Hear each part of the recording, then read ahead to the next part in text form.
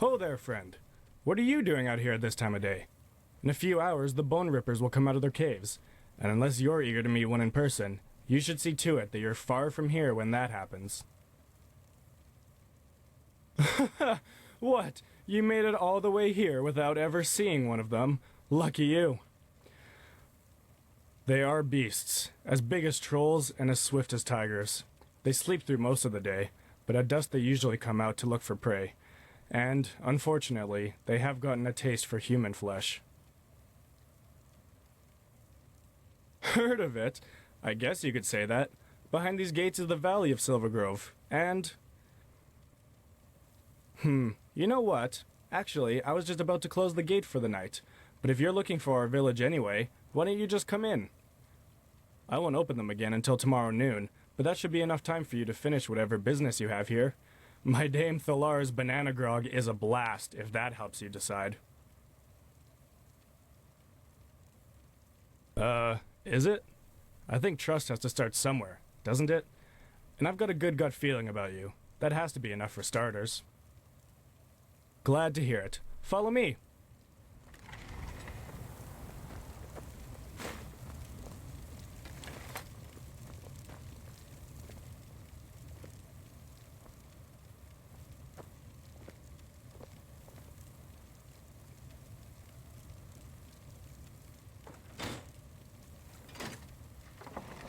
Alright then, here we are. You'll find our village if you just follow that road down there. At least to the Grove, you can hardly miss it. It's a really nice place. I bet you'll like it there. Since that boy found the silver vein in the Grove, we live like the Lightborn do in Inadan, really. So I guess this is farewell, isn't it? Unless you have questions.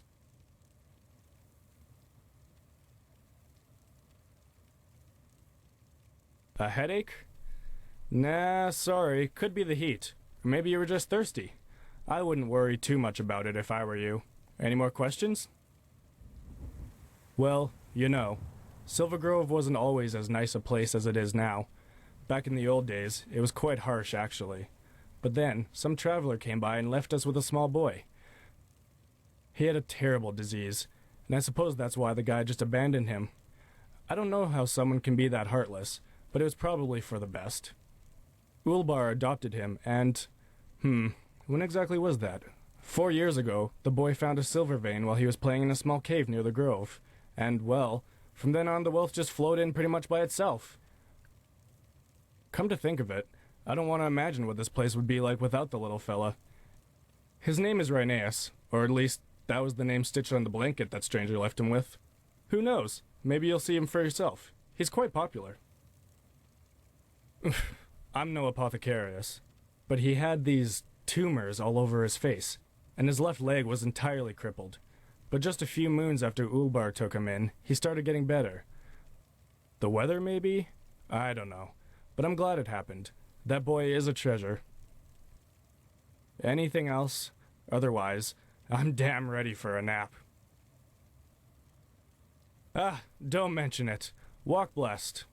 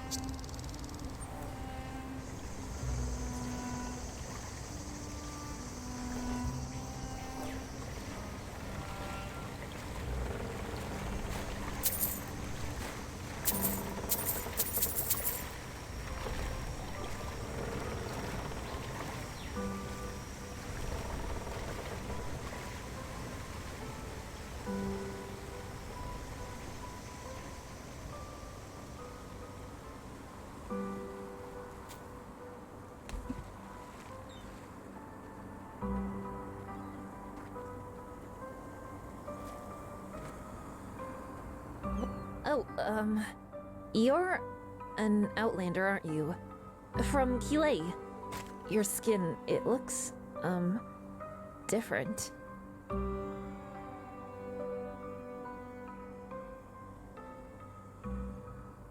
I mean no offense, really. I'm just, well, of course not, my dame. Forgive me, I didn't mean to offend you.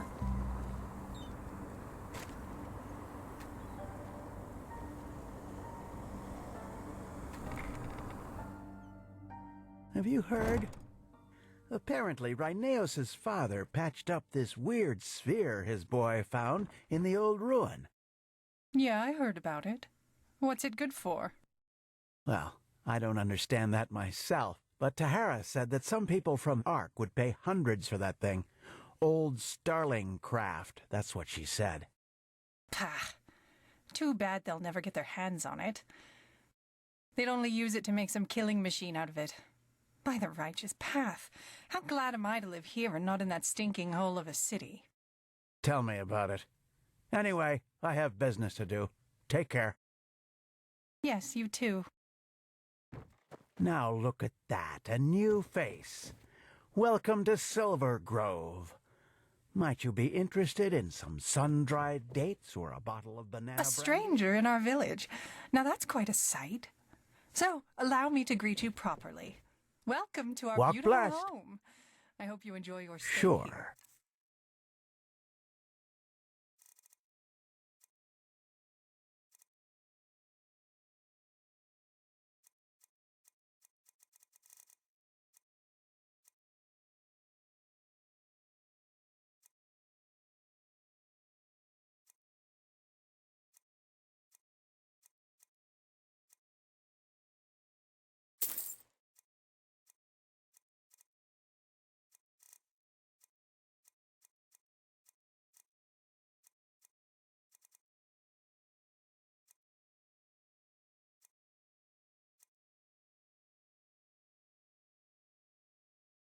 Walk blessed.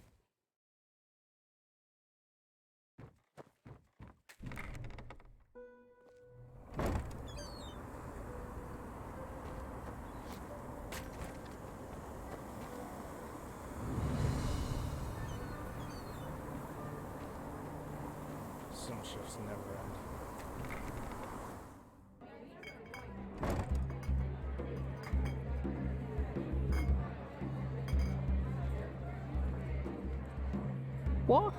Walk blessed, and well, sure do. And you know what? Take this on the house as a welcoming present. It's a handmade date cake, the best in the entire desert. We don't get visitors too often.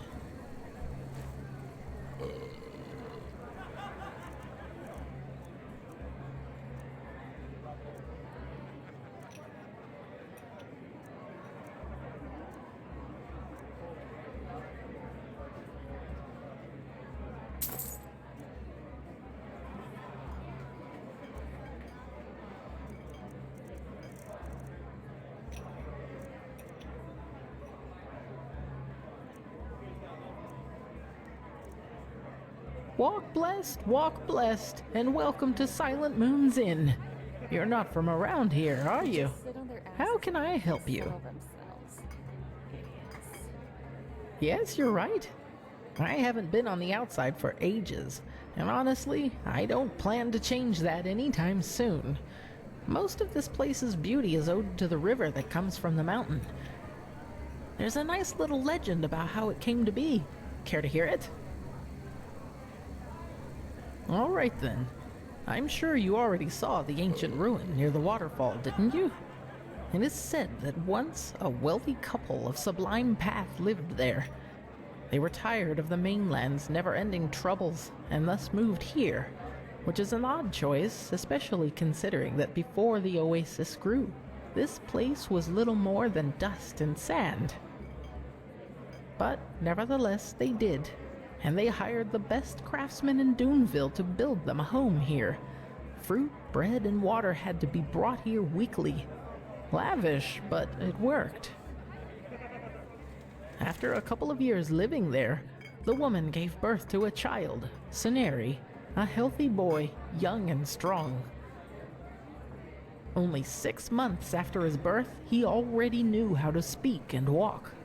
It all seemed as if the family would lead a happy life there for years to come. But then, something strange happened. The Myrads stopped coming. Days passed, weeks, and finally moons. No matter how long they waited, they just wouldn't come. And slowly but surely, their provisions would run out. The route to Duneville was far too perilous to be traveled alone, so they were trapped. "We will die here," the father said as they sat together one day, he and his wife emaciated and weak, since they saved all the food that was left for their son. Ceneri was desperate. He screamed, cried, and asked the gods for help, but he was powerless. One gray, desolate morning, it was over, and both his mother and father were dead. Weakened and starving himself, the son then stood in front of his beloved parents' bodies, fell to his knees, and whispered, "Why is this happening to me? What have I done to deserve such cruelty?" And he started crying. And then a miracle happened.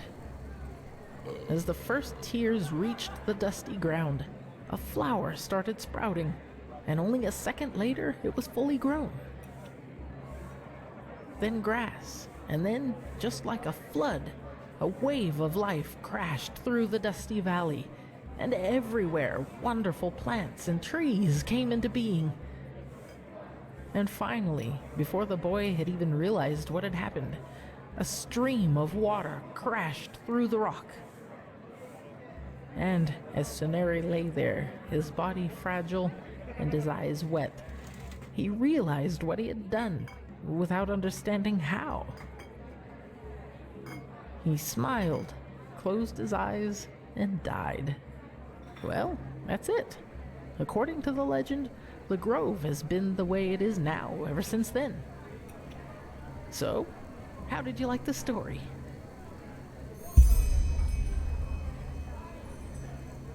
Oh, you're welcome. It was one of my favorite stories when I was younger, despite the ending. Yes, I won't argue with that. And do you want to know something bizarre? I don't have the slightest idea why my companion and I chose the name back in those days. The memory seems a little blurry, unreal. Huh, but I guess that was due more to the brandy than anything else. Greetings.